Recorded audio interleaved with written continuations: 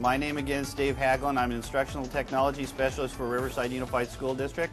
With me this afternoon is Dr. Tom Barrett. So we have some pictures in here to show you kind of what that looked like, and also one of the events that we just got through doing with our elementary school students.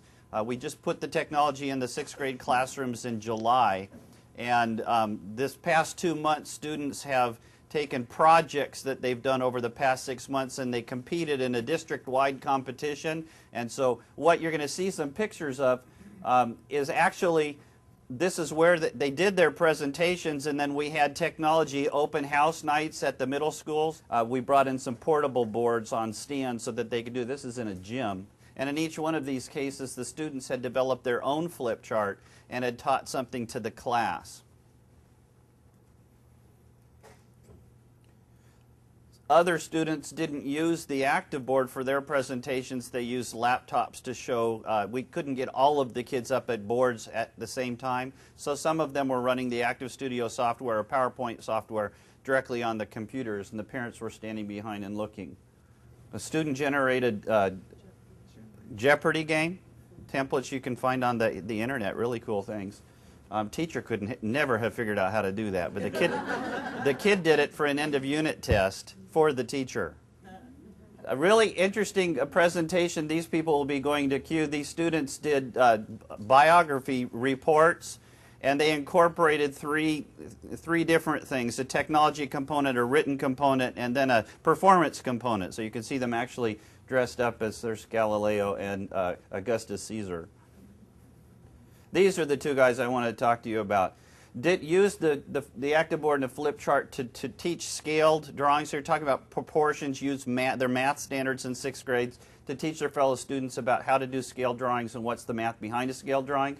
At the competition, I was one of the judges, and I had gone around and looked at all of them, but these two gentlemen decided that I hadn't given them enough time, so they came up and formally introduced themselves and asked me if I would come back and watch their presentation again.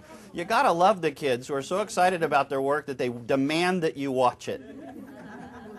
Here you go. I'm going to turn the pen over to Dr. Barrett. I'm not sure I can handle this. I have trouble walking and chewing gum at the same time. But it looks pretty simple to me, Dave. Just that's going to go one back. way and then the other way. There you go. Okay. I'm going to talk mostly today about the evaluation design that we put into place, because some of you are going to have to probably be grappling with that in terms of how you're going to show effectiveness. Our evaluation focus is on our 6th grade. That's where we are implementing this program. All 6th grade classrooms in the district, non-severely handicapped, special need class students is also an area of emphasis.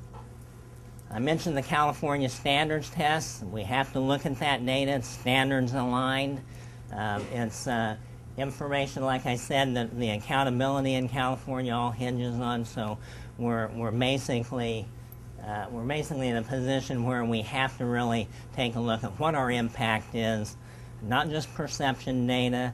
We all love the technology, but what kind of an impact are we seeing with our state's accountability program? We're going to be looking at attendance data, discipline data. We looked at both of those types of information last year at the middle schools, and we'll talk a little bit about that in a second.